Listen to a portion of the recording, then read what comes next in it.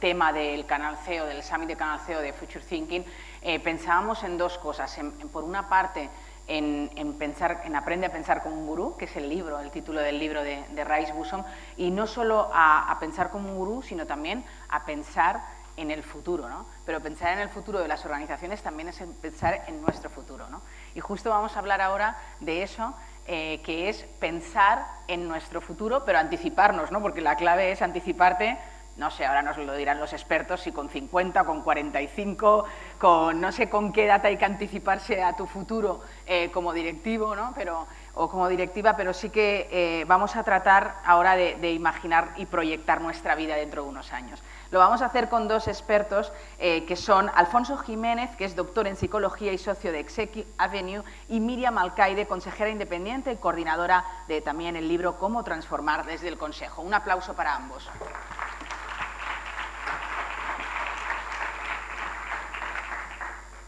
Pues vengo yo con mucha expectativa, porque a Miriam no te conozco, ¿verdad? Es la primera vez que nos vemos, pero Alfonso sí, nos conocemos hace años y además la última entrevista que te hice, Alfonso, fue en pandemia, en plena pandemia. Después no te he entrevistado de nuevo, pero sí que me acuerdo perfectamente, todos nos acordamos de cómo estábamos en pandemia. Yo estaba en una habitación de casa de mi madre, donde pasé algunos confinamientos y estaba allí y te entrevisté y no habías aún publicado este libro de la segunda carrera. Alfonso es autor de la segunda carrera y Miriam es autora de Cómo transformar desde el Consejo.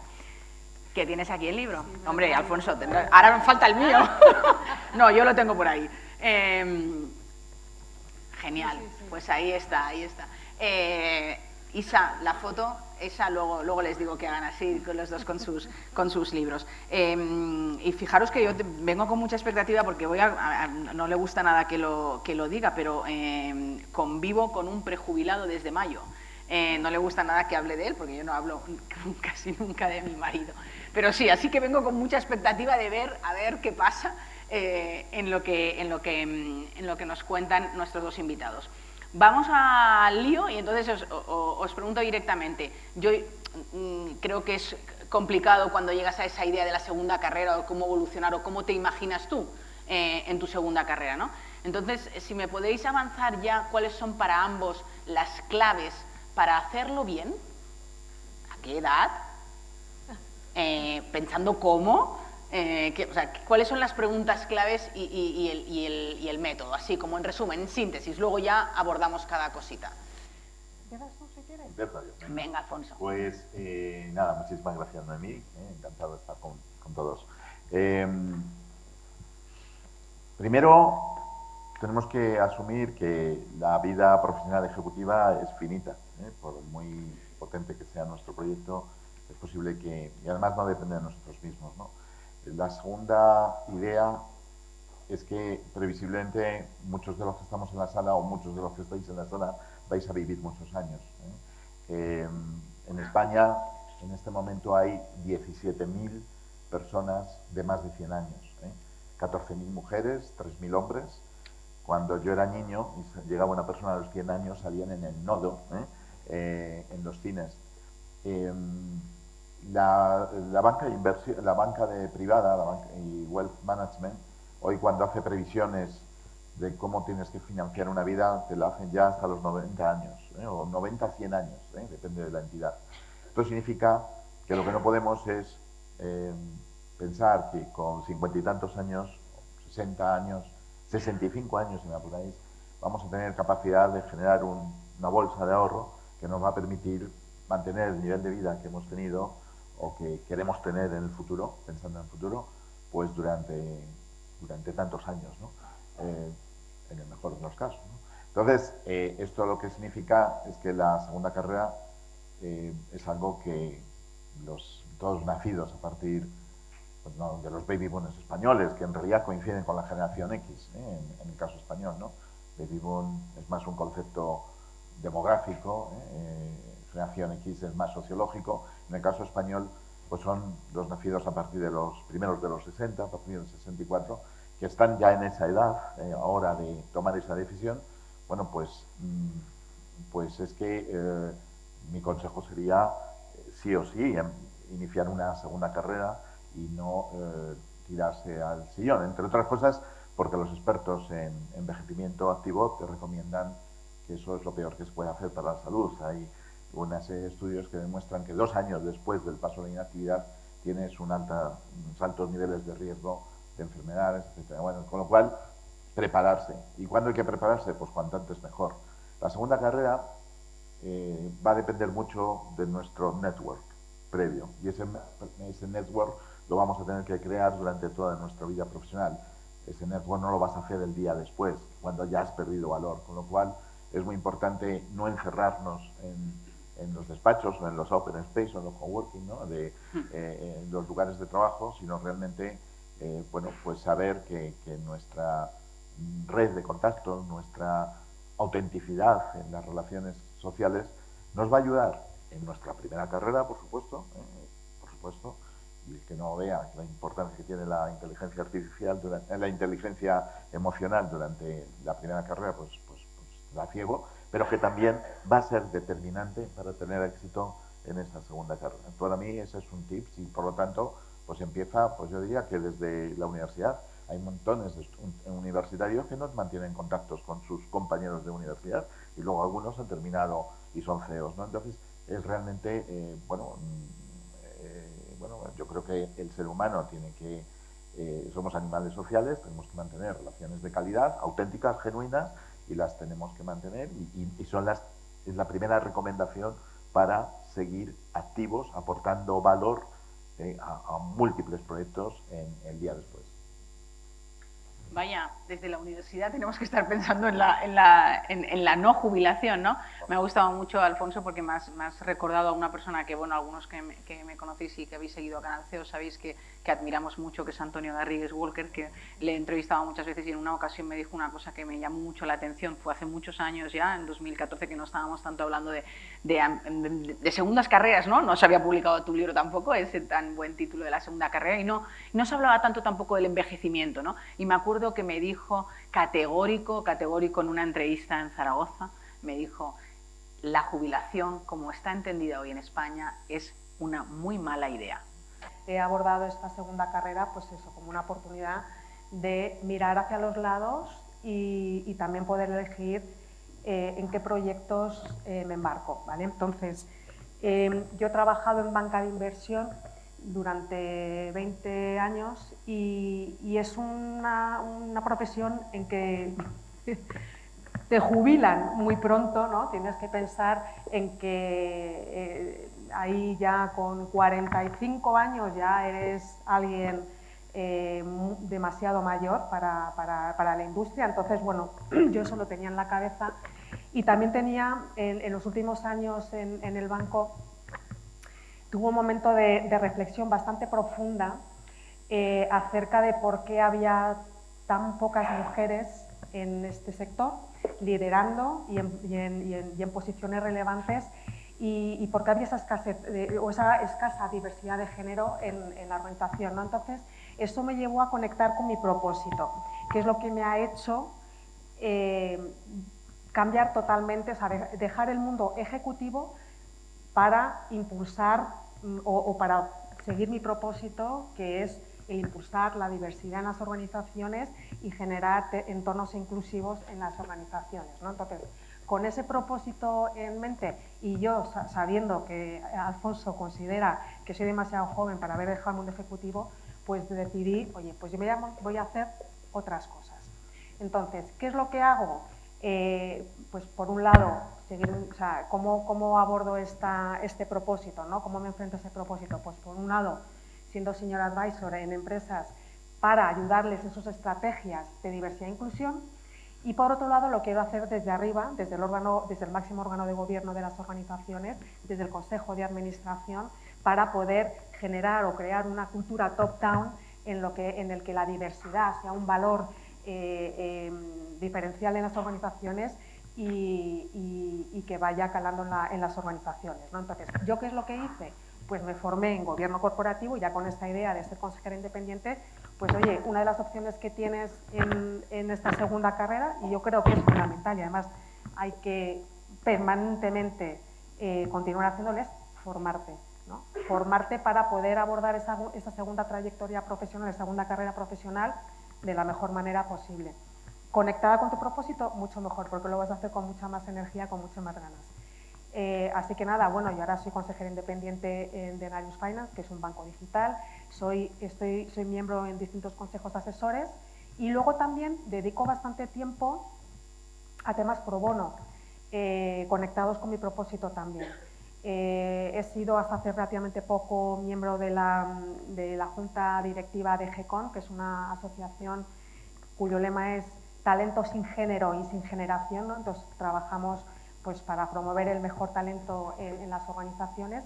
Y luego también pues, soy cofundadora con otros compañeros en segunda carrera profesional de un think tank que se llama Governance Lab, en el que bueno, pues, nos gusta profundizar en materias de gobierno corporativo y gobernanza en las organizaciones. Y bueno, pues escribimos, y por eso bueno, pues hemos escrito este último libro, Cómo transformar desde el consejo, para dar palancas y herramientas bastante aterrizadas a la mediana empresa no cotizada y familiar de este país, bueno, pues para ayudarles en todo lo que pueden hacer para activar esas palancas de transformación. Entonces, bueno, yo ahora dedico mi tiempo a muchos temas, genero.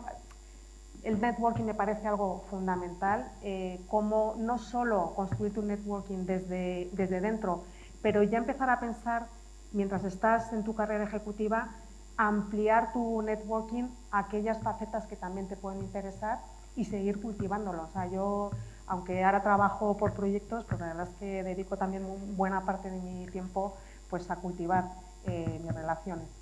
Gracias, Miriam. Muchas veces se entiende el participar en consejos como una especie de retiro dorado, ¿no?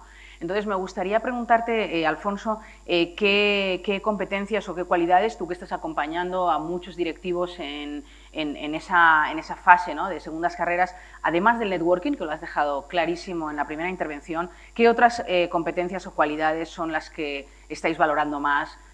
¿Cuáles son las que ves que funcionan realmente? Bueno, en un consejo hay que tener un pensamiento ambidiestro, que llaman ahora, que es ser capaz de ver el corto plazo y la gestión del negocio. Eso tiene que ver mucho con la revisión de las cuentas, conocer el presupuesto del año, pero también tiene que ver el consejo tiene que tener competencias que tienen que ver con la visión del futuro, con el análisis de riesgos, de las cosas que pueden pasar, con las tendencias globales, con la geoestrategia, etcétera, ¿no? Con lo cual se necesitan y por supuesto también pues una manera de actuar, ¿no?, que seguramente Miriam conocerá muy bien, ¿no? Entonces, y aquí hay dos grandes teorías en este punto, ¿no?, a nivel mundial, ¿no?, y es si el consejo debe reproducir todas las habilidades y todos los conocimientos, casi reproducir el comité de dirección, debe estar formado por gente con una visión más global, con un sentido común, con ese pensamiento ambidiestro, ¿no?, de mirar en el corto pero también mirar al largo. Yo personalmente creo más en ese modelo, y luego apoyarse en consejos asesores técnicos para temas concretos, ¿no? Pues, por ejemplo, pues Inditex acaba de montar un consejo sobre ciberseguridad, cuando nos han contado la experiencia de Santa Lucía antes. Mafre ha montado un consejo de tecnología y tal. Bueno, son consejos asesores formados por especialistas que apoyan, que ayudan al consejo de administración en la toma de decisiones. Pues yo personalmente considero que eso es una solución y no necesitas tener súper especialistas en todas las materias, porque entonces tendrías que tener un consejo que es una junta general de accionistas, ¿no? Porque son tantas las cosas que hoy tienes que conocer para tomar una decisión correcta. Entonces, bueno, pues hay ya compañías, sobre todo compañías grandes cotizadas, que tienen consejos asesores y tienen varios para distintos fines, ¿no? Entonces, y el consejo de administración, pues con personas que tengan realmente esa capacidad, que es muy, muy rara, porque normalmente en la función directiva, cuando se es directivo, te enseña mucho a la gestión de un negocio, ¿no? Muy en el día a día, muy en el trimestre, y menos a pensar fuera de la caja y pensar en el largo plazo, ¿no? Sin embargo, en el consejo se necesita ese pensamiento ambidiestro. Es decir, que en la audiencia de Canal CEO vamos a tener, claro, como nos dedicamos tanto tiempo a pensar en el futuro, vamos a tener futuros consejeros, digo yo, entre nuestra audiencia, ¿no? Me gustaría que os aventurarais, empezamos por ti, Miriam, si te parece, os aventurarais a contarnos a Canal CEO qué estrategias empresariales van a liderar en esta próxima década en los consejos, ¿no? Para que empecemos todos a pensar en qué deberíamos estar enfocados.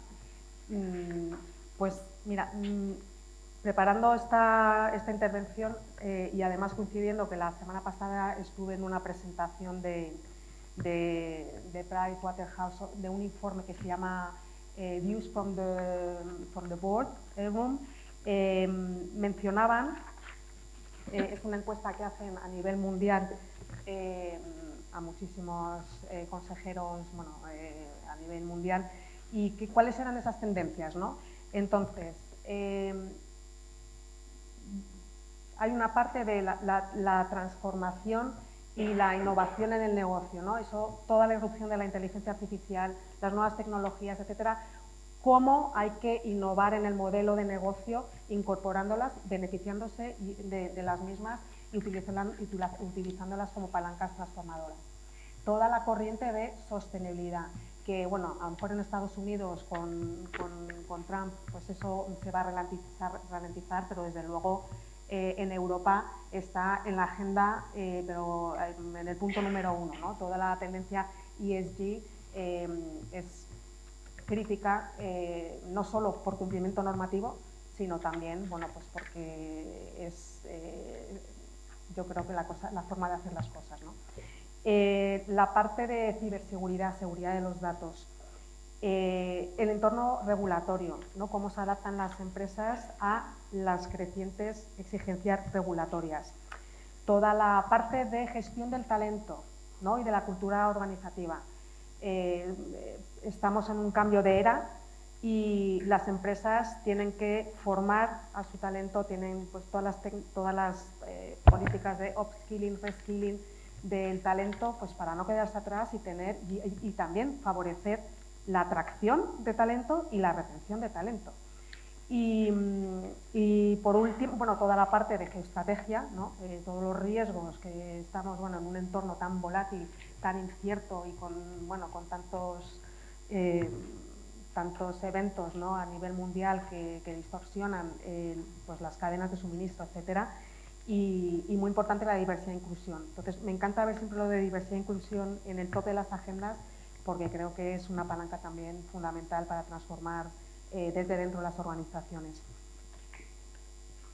Alfonso, tus estrategias empresariales para los consejos, porque esas son muy amplias, verdaderamente, o sea, están casi todas, ¿no? Mira, quería hacer un apunte, y es que cuando hablamos de consejos, muchas veces estamos pensando en el consejo de administración, ¿vale?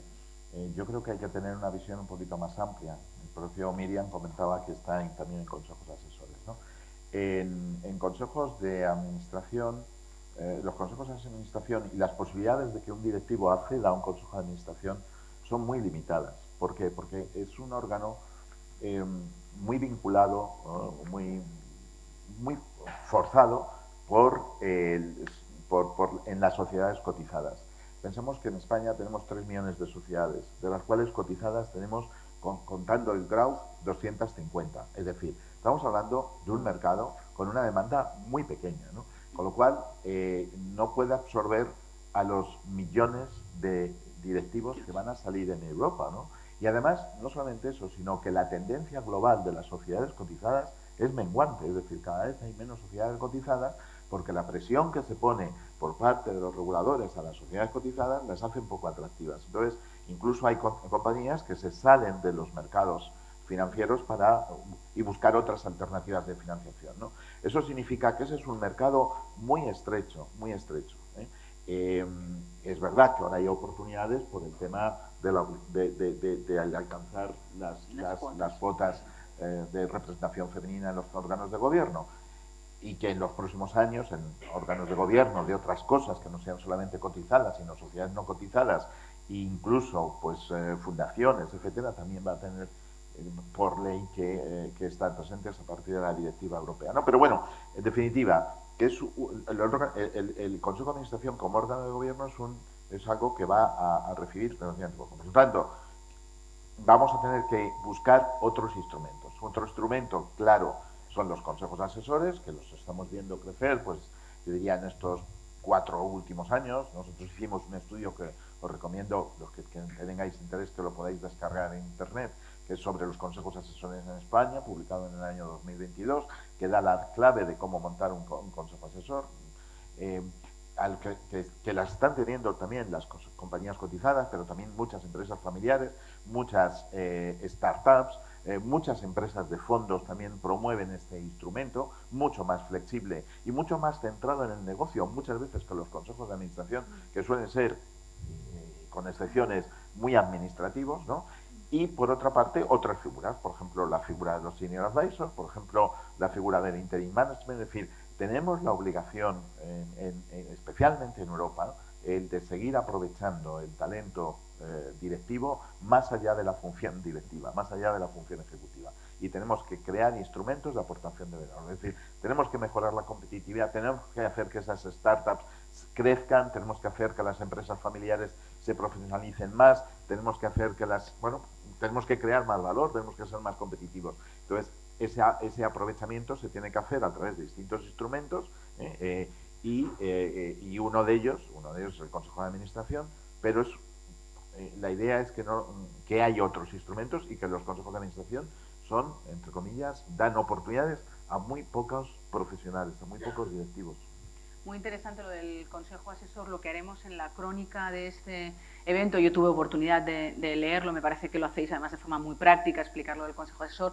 Vamos a ponerlo en la crónica del Summit para que tengan acceso la audiencia de Canal CEO. Quizá con la idea que incorporas del Consejo Asesor, me parece muy potente ese título, ¿no? del libro de Miriam, de cómo transformar desde el Consejo. ¿Es más fácil transformar desde el Consejo Asesor que desde el Consejo de Administración? Vamos a ver, yo creo que antes, cuando has preguntado qué cualidades, ¿no?, o habilidades debe de tener un consejero, o que se busca en un consejero, yo creo que hay una fundamental, que son las habilidades interpersonales, ¿vale? La capacidad de escuchar, de construir consensos, de realizar preguntas retadoras e incómodas muchas veces al equipo directivo, al CEO, pero con ánimo constructivo, ¿no?, para llegar a la mejor decisión en interés de la compañía, ¿no? Entonces yo creo que, porque al final los consejos de administración son equipos de alto rendimiento, ¿no? No olvidemos que en los consejos de administración las decisiones son colegiadas, entonces es muy importante tener esa capacidad de escucha, de entendimiento. Y yo, por ejemplo, en el consejo de administración en el que estoy, en los consejos asesores en los que estoy, tengo una gran conexión con el CEO, con el equipo directivo, con mis propios compañeros de consejo, con el resto de los consejeros y con el resto de asesores. Y eso no quiere decir que yo no tenga que estar en desacuerdo con lo que dicen, ¿no? Porque evidentemente la labor del consejero es, oye, poner el pensamiento crítico, ¿no? Volvemos a la anterior. Entonces yo creo que esa capacidad y esas habilidades interpersonales son fundamentales. Y además, queremos transformar desde el Consejo, porque yo creo que tenemos que acercar el Consejo de Administración al resto de la organización, ¿vale? ¿Cómo hacemos para que el Consejo de Administración de verdad cumpla con su función máxima, que es la de liderar al máximo nivel la organización? No ya solo rendimiento de cuentas o rendición de cuentas y supervisión del negocio, sino, oye, ¿cómo hacemos para que de verdad se lidere y se defina la estrategia que permee bien en la organización, y cómo a través de la agenda del Consejo podemos incorporar aquellos temas fundamentales para que el equipo directivo lo traslade al resto de la organización? Yo creo que ese acercamiento es muy importante.